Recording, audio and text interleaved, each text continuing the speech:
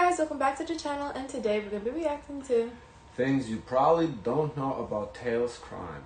And hopefully, it's been like a month I think since we last reacted to this. Hopefully there's some new developments and we're not going to just see the old stuff. So let's have open mind. Yeah. Okay, ready? Let's go. With all the confusion around Taeil's situation, it has become increasingly hard for people to distinguish between what's true and the wild rumors spreading every day. So what do we really know? And what details might have been hidden from the public? On August 28th, SM Entertainment revealed they recently became aware of Taeil's involvement in serious allegations related to SA. They stated that after conducting an internal investigation, they decided to let him go from the group, framing it as a mutual decision between the two parties. Okay. According to their official statement, Taeil is reportedly cooperating with the police, and SM promised to share more updates while apologizing for any distress caused. The news sent shockwaves through the industry, but what really stood out was how quickly the company responded, especially since they usually stick by their artists even during major scandals. After the announcement, both the official NCT Instagram account and the individual members unfollowed Taeil. Taeyong took it a step further by removing all pictures of them together from his account. Even though SM's statement hadn't been clear on the details of Taeil's crimes, the strong response from his friends and bandmates, as well as the company, suggested that the allegations were serious. Insiders also mentioned that this situation is different from past cases involving SM artists, which had people fearing for the worst. Later on, the police shared more details with KBS about the timeline of the incident. They revealed that a woman filed a report in June accusing Taeil of SA, which has led to an ongoing investigation. Out of respect for the victim's privacy, they withheld most details, but even the little information shared was enough to spark a reaction. People were outraged when they found out the investigation had been ongoing since June, accusing SM of covering it up and still allowing him to join group activities despite the accusations. In light of this backlash, SM released a second statement saying they first learned of the allegations in mid-August, around the same time Taeil was informed of... Okay. She's summarizing what we already know. No. This is a new question I'm posing. Well, maybe not a new question, but in terms of handling like controversies, do you think that this label SM Town is doing a good job? Or I feel like, because what's important to me, what I would say would be a good job, is if the public doesn't know all this and it's under public scrutiny first before properly investigated internally with fairness. It's hard for me to say if they're doing a good job or not, because it depends if they know more than we know. If they know more than we know and there's definitely some truth to the accusations, then they are doing a good job. If they're just being scared and they don't have his back and they know as much as we do, then I don't think they're doing a good job, because they're basically showing they're ready to just drop you with the quickness. Again, I don't know what they know. Because I don't know. I don't say to compare the two situations. Like for the hype situation with what's going on with internal, I know too much. I know a lot. With this SM Town, that's what you mean. Like, SM Town, there's nothing leaking. You mean? Yeah, that is good job. Yeah, because honestly, we should have known that. Yeah, we shouldn't even doing this video. Because they should be investigating. They're doing. They should figure out. Before in that sense, yes, it should be internal. Yeah, hype definitely leaks too much. Yeah, because I'm all the way across the water. I'm not supposed to know this. But to be fair, it's not even hype. New Jeans, they got on the live chat. They're doing their little thing, explaining this. So it's not like hype kind of has to respond in public, because basically what Hype and New Jeans are doing, they're fighting it's like in the court of public opinion. They're This, it seems, it's not really a matter of public opinion. They're going to the facts. It's what should happen in this situation. Of them. They shared that he was questioned by the police on August 28th, the same day he was removed from NCT, so they hadn't been concealing anything. On September 13th, the police provided another update announcing that Taeil's case had been sent to the prosecution the previous day. According to them, he would be detained before the prosecution decides whether to move forward with the case. The police also declined to disclose how many victims are involved, as the case hasn't officially been filed with the prosecution yet. However, what got the attention of the public was that the police implied that there might have been multiple victims of the crime. Their comment said things like, "So it's not only one person. It looks like there was..."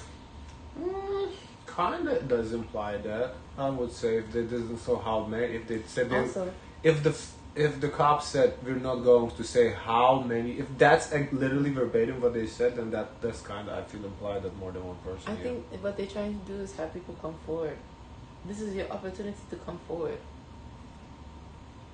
Why wouldn't they just straight up say that? Oh, if you have been, they come forward. Why wouldn't they say that? Why they need to like tiptoe about it? I mean, I think if you make it tiptoe, you don't kind of put your cards, you don't give appearance that you don't know anything. You give it an appearance you know something that's gonna make people start to move and make mistakes. Yeah, but we talk about police. Yeah, police do that all the time. They don't give out all the information they have. They let you believe what they want you to believe. Okay. Several. And number of victims? No, but this gave me goosebumps. The unclear nature of the situation seemed to encourage people to outdo each other with increasingly wild accusations against Taeil, even involving underage individuals in the mix. The situation became so tangled that it was hard to separate fact from fiction, with many people focusing more on random speculations than on what really happened. A major allegation against Taeil was that his accuser was a minor, with several claims suggesting the individual who reported But the cops did say already that it's not a minor, so why are we talking about this? him was underage. When the case first broke out, there were a lot of social media accounts that spread a rumor about Taeil having non-consensual relations with an 11-year-old girl. In fact, these rumors went as far as to say that Taeil had been so brutal and aggressive during their relations. Yeah, that's what I hate about Kukila. This has been disproved. I think the police said it's an adult woman. They will take care of that. They will sue those who make false accusations. Why are we talking about this? He had left her permanently disabled. After this, another rumor surfaced about the victim being 11, sparked by a Twitter user's claim that Taeil had harassed her for 6 years, continuing until she turned 17. According to this user, Taeil had been filming the victim when she was undressed and then sold the videos on Telegram chats. They shared 2 screenshots they claimed were Kakao Talk messages between Taeil and the victim. In these messages, Taeil supposedly demanded photos of her chest and threatened to upload all her explicit pictures and videos on Telegram if she didn't comply. The alleged victims respond to him by saying they don't care, prompting Taeil's supposed messages to become menacing as he asks whether she wants the whole world to see their explicit interactions. As you might have figured out, both accusations were far from accurate. Why even talk about it? About seeking social media attention and genuinely raising awareness about the crimes that were committed. First of all, there was absolutely no proof of the victim's age. When the rumors began, the only fact known was that Taeil had left NCT because of serious crimes. However, some people began speculating about ages to make the situation even more shocking, despite the fact that it was already distressing enough for anyone with common sense, not to mention the victim. Moreover, the screenshots intended to show that Taeil harassed and blackmailed a minor for explicit images were not in correct Korean. The messages appeared to be poorly translated rather than something written by a native speaker. Not to mention that in the messages, Taeil, who's supposed to be much older than the victim, is talking to her formally, which would make no sense. The confirmation about her victim's age finally came from the police themselves, who probably saw just how wild the rumors were getting. In a short, direct statement, they confirmed that the person who was hurt by Taeil was an adult woman, not a minor. Furthermore, by South Korean law, if someone is accused of a crime against a minor, that accusation stays in place even if the victim becomes an adult during the legal proceeding, so there's no way that he was reported by a minor. I mean, that makes sense. I think that's the same here, isn't it? I mean, if you assault a minor, just because the minor turns adult, still you assaulted the minor. I think that's pretty common sense.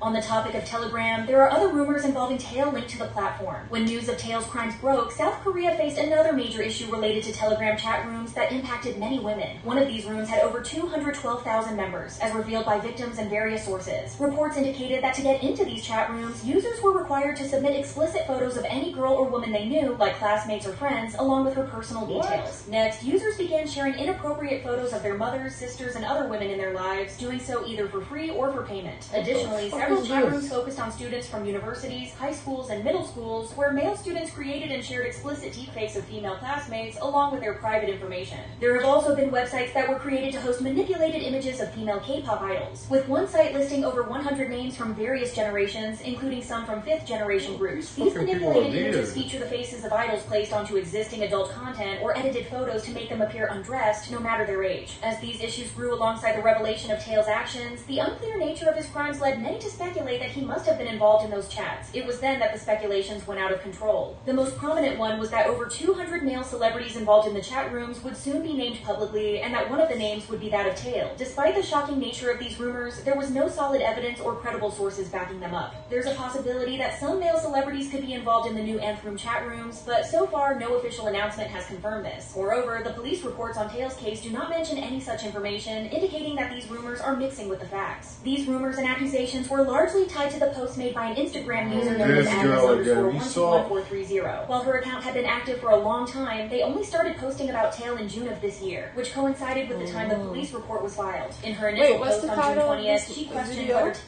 things you probably don't know about Taeil's crime. We have a lot we know already. Taeil had finally stopped messing with her phone, claiming he had been hacking her and using hidden camera posts, describing him as he filmed her for 6 years, assaulted and blackmailed her before the scandal. Worries about her hacked phones recall her spreading rumors about other NCTs being on a lawsuit in June and got results on August 21st, just a week before SM's announcement, indicating that she wasn't the only one to have been a victim of his. However, it was Agnes's claims that started all the other ones. When she alleged that Taeil had harassed her for 6 years, people started the rumor that she had been only 12 when things started. This then snowballed to the accusations that he had torn tormented an 11-year-old, taking pictures of her when she was undressed and threatening her with them. So seeing the situation unfold, it became very clear that some K-pop fans don't really care about what's true or respecting the victim's wishes or privacy. The situation was certainly shocking, especially since it involved a member of a major K-pop group. However, that didn't justify people making wild and unfounded claims about what happened to the victim when there was no real information available. These rumors are very harmful as well, since they can overshadow what really happened, making the situation seem less serious by focusing on exaggerated details. So when wild claims get the most attention, they distract from the real issues and downplay the severity of the crime. Even if the public feels frustrated. I think this is just to emphasize that everything that you heard is